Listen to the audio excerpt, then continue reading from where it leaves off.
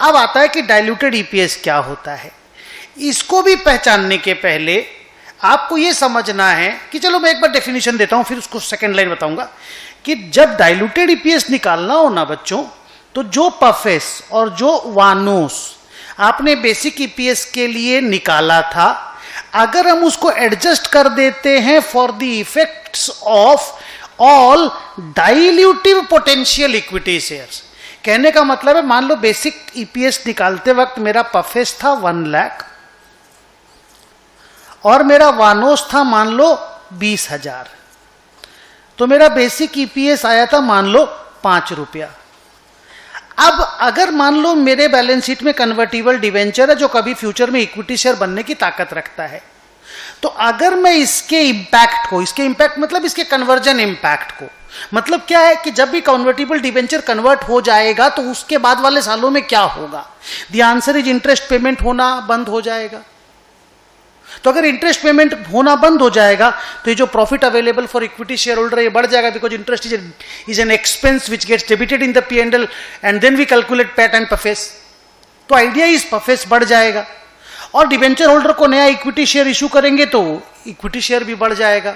तो अगर वो बढ़ा हुआ पफेस और बढ़ा हुआ नंबर ऑफ शेयर्स के बेस पे अगर एक नया ईपीएस निकाला जाए उसको डाइल्यूटेड ईपीएस बोलेंगे।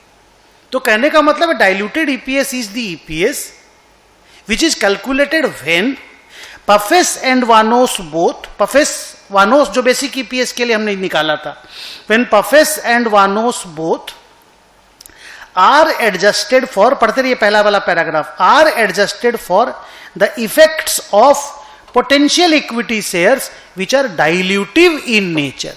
अब which are dilutive in nature का मतलब क्या होता है वो थोड़ी देर के बाद बताएंगे। तो कहने का मतलब ये है कि convertible debenture, convertible preference shares, options, warrants, contingently issuable shares, आप इसको 5 का वो मान के चलो, ये 5 का एक ग्रुप है।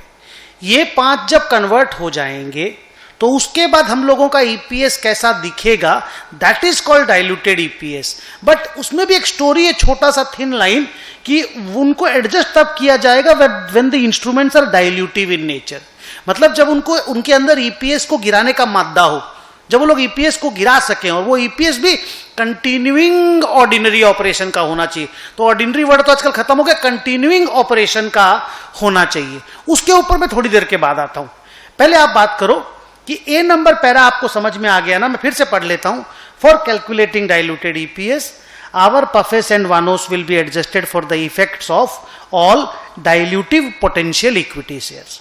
Potential equity shares are those instruments or contracts which have the potential to become equity shares in futures. Examples are convertible debentures, convertible preference shares, options, warrants, contingently issuable shares, etc.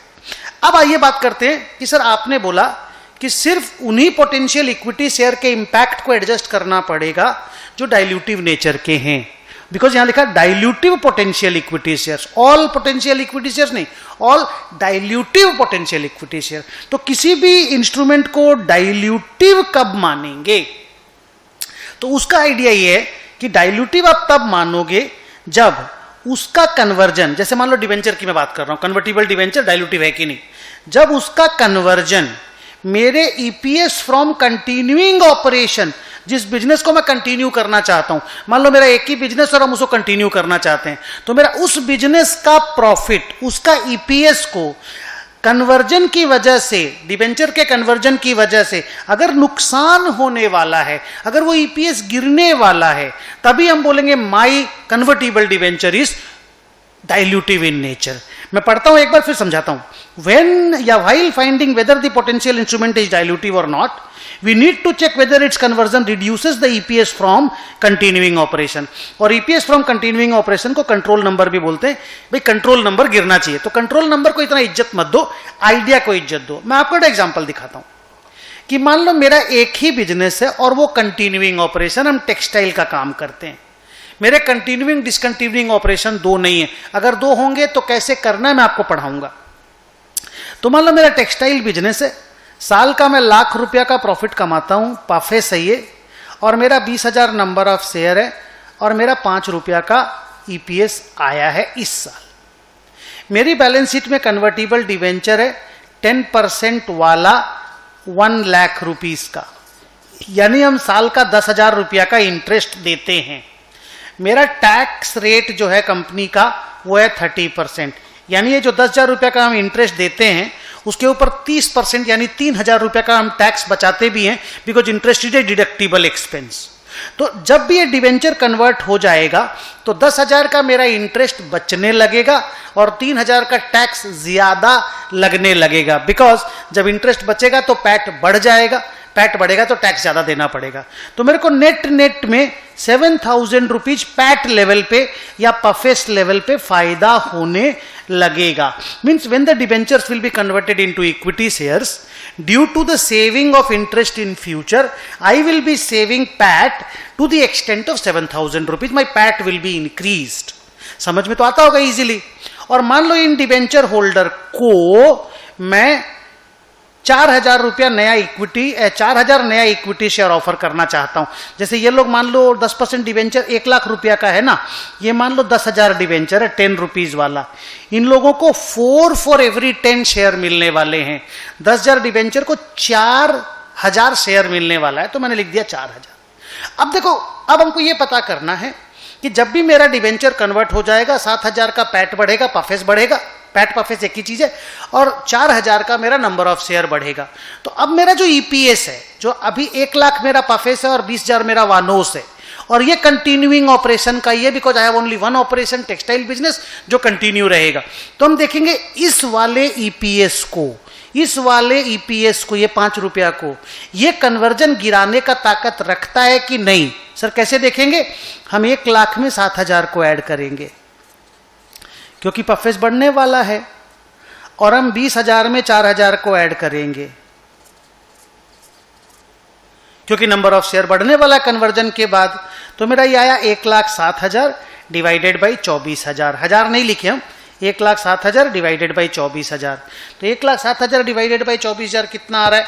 1,07,000 divided by 24,000 आ रहा है 4.46। तो अब देखो, मेरा पुराना EPS था 5 रुपया का, डिवेंचर के कन्वर्ट होने के बाद अगर मैं उतना ही प्रॉफिट कमाऊं तो मेरा ईपीएस हो जाएगा 4.46। दैट मीन्स मेरा डिवेंचर खतरनाक है मेरे लिए, मेरे ईपीएस को गला देगा, गिरा देगा, डाइल्यूट कर देगा, और वो ईपीएस कंटिन्यूइंग ऑपरेशन का होना चाहिए। तो गिरा रहा है, मैंने देखा वो गिरा रहा है, तो मैं क्या बोलूं?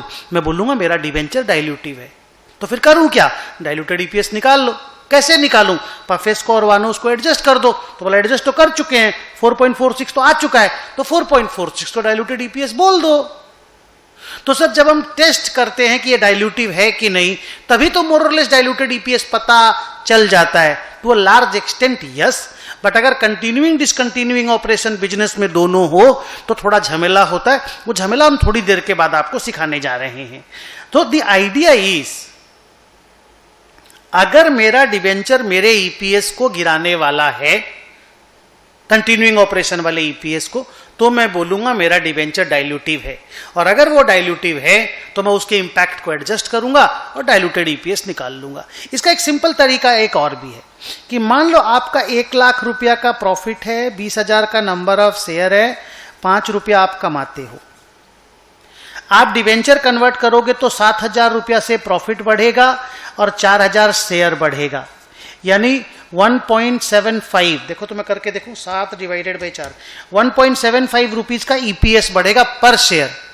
अभी आप 5 रुपया का ईपीएस कमाते हो, बाद में 1 शेयर बढ़ेगा और 1.75 का ईपीएस आएगा, तो ये 5 रुपया तो गिरेगा ही ना जी भाई। इसके अंदर अभी जो 5 रुपया है, 1 शेयर बढ़ा दो, 1 शेयर बढ़ा दो और 1 रुपया 75 पैसा का ईपीएस घर में ले आओ, तो ये 5 रुपया को तो फॉल करना ही है ना, बिकॉज इसी के अंदर वो बढ़ाना है 1.75।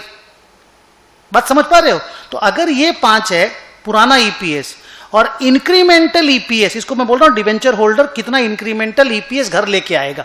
जब डिवेंचर कन्वर्ट हो जाएगा तो इंक्रीमेंटली कितना ईपीएस घर में आएगा। So if that is 1.75 and original is बड़ा, तो आप बोल सकते हो कि debenture is dilutive in nature. लेकिन अगर यही वाला 1.75 की जगह 9 रुपया आता तब तो डिबेंचर के कन्वर्ट होने से इक्विटी शेयर होल्डर को फायदा होगा, बिकॉज एक डिबेंचर कन्वर्ट होगा तो आपको तो माने एक डिबेंचर के बदले जितना भी शेयर मिलेगा आपका तो प्रॉफिट 9 रुपया करके बढ़ेगा, जबकि अभी तो आप सिर्फ 5 रुपया कमाते हो। तो उस तरह के डिबेंचर को बोलेंगे एंटी डाइल्यूटिव। और अगर इंक्रीमेंटल ईपीएस छोटा है 1.75 है तो बोलेंगे डिबेंचर इज डाइल्यूटिव। हमको डाइल्यूटिव डिबेंचर के इंपैक्ट को एडजस्ट करना है, एंटी डाइल्यूटिव को इग्नोर करना है। ठीक है, अब थोड़ा सा मैं अंदर घुस के बताता हूं कि सर अगर कोई कंपनी में कंटिन्यूइंग ऑपरेशन और डिसकंटिन्यूइंग ऑपरेशन दोनों हो तो क्या झमेला होता है। आओ मैं झमेला सिखाता हूं आपको। मान लो मेरे बिजनेस में कंटिन्यूइंग ऑपरेशन का प्रॉफिट है 1 लाख, डिसकंटिन्यूइंग ऑपरेशन का प्रॉफिट है 20,000, टोटल प्रॉफिट है 1,20,000।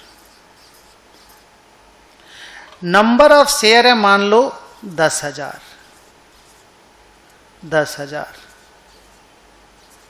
10,000। ये प्रेजेंट का बात बोल रहा हूं। मेरा ईपीएस फ्रॉम कंटिन्यूइंग ऑपरेशन है 10 रुपया, डिसकंटिन्यूइंग ऑपरेशन 2 रुपया, टोटल 12 रुपया। ठीक है सर, प्रॉब्लम क्या है? प्रॉब्लम ये है कि मेरा जो डिबेंचर कन्वर्ट होने वाला है ना, ध्यान से सुना, मेरा जो डिबेंचर कन्वर्ट होने वाला है ना, उससे जो इंटरेस्ट आफ्टर टैक्स, जो पिछले एग्जांपल में 7,000 था, वो इंटरेस्ट आफ्टर टैक्स मान लीजिए 7,000 ही है, सेम डिबेंचर है, 10% डिबेंचर 1 लाख रुपया का। ठीक है, वही वाला एग्जांपल है। लेकिन जो कन्वर्जन रेशियो है ना, माइंड माई वर्ड्स, जो कन्वर्जन रेशियो जो 4 for every 10 था वो है 1 for every 50। Sir 1 for every 50 means जो सुन रहे हो भाई, तो सर वहां तो 10,000 डिबेंचर था 10 रुपया वाला, आप 1 for every 50 बोल रहे हैं, माने 50 डिबेंचर के बदले 1 शेयर आप देंगे, तो 10,000 डिवाइडेड बाई 50 यानी आप सिर्फ 200 शेयर डिबेंचर होल्डर को इशू करेंगे। यस, तब तो सर 35 रुपीज करके इंक्रीमेंटल ईपीएस आएगा 7,000/200। यस, तब तो सर अगर मैं कंटिन्यूइंग ऑपरेशन की प्रॉफिट को देखूं इस 10 रुपीज को, अच्छा समझो बात को, 12 रुपया को नहीं देखना है, 2 रुपया को नहीं देखना है, 10 रुपया को देखना है। सर मतलब कंटिन्यूइंग ऑपरेशन वाला जो ईपीएस है उसको देखना है कि ये जो डिबेंचर का कन्वर्जन होने वाला है वो ईपीएस को गिराएगा कि नहीं। तो सर वो तो नहीं गिरा पाएगा, कैसे मालूम? ये 10 है, ये 35 है। घर में जब नया शेयर आएगा तो 35 रुपया का ईपीएस लेकर के आएगा, तो पुराना जो ईपीएस है वो तो बढ़ेगा। आओ चेक करके दिखा दूं, अगर 1 लाख में तुम 7,000 ऐड करोगे तो 1,07,000 होगा, और अगर 10,000 शेयर में तुम 200 ऐड करोगे तो वो 10,200 होगा। अगर तुम नया ईपीएस निकालोगे तो वो आएगा 10.49। तो कहां ईपीएस गिरा? ईपीएस जो 10 रुपीज था वो तो 10.49 हो गया। तो सर क्या करना है आपको? बोलना है my debenture is anti dilutive in nature, और वो इस 10 रुपीज को देख करके करना है, 2 को नहीं और 12 को नहीं। ओके सर, फिर अगर मान लीजिए एंटी डाइल्यूटिव हो गया तो करना क्या है? बस एडजस्ट नहीं करना और क्या, because debenture is anti dilutive in nature. और डाइल्यूटेड ईपीएस निकालने के लिए हम सिर्फ उसी पोटेंशियल इक्विटी शेयर को एडजस्ट करते हैं कन्वर्जन के, माने उसी पोटेंशियल इक्विटी शेयर के कन्वर्जन को एडजस्ट करते हैं जो डाइल्यूटिव नेचर का हो। तो मेरा डिबेंचर एंटी डाइल्यूटिव है तो हम एडजस्ट नहीं करेंगे। तो सर क्या बोलेंगे? Basic EPS and diluted EPS are same. Sir मतलब जो सुने आप, बेसिक ईपीएस भी 10, कंटिन्यूइंग ऑपरेशन का डाइल्यूटेड भी 10, डिसकंटिन्यूइंग ऑपरेशन का 2, टोटल बिजनेस का 12। Got the point? ये होता है कंटिन्यूइंग ऑपरेशन का चेकिंग, ऐसे करके चेकिंग करना पड़ता है। अब क्लियर हुआ? आइए मैं वापस ऊपर से 3 नंबर पैराग्राफ में चलता हूं, ए बी सी में। मेरा ए हो गया था, बी हो गया था, अभी सी भी हो गया। अब आइए डी का बात करते हैं।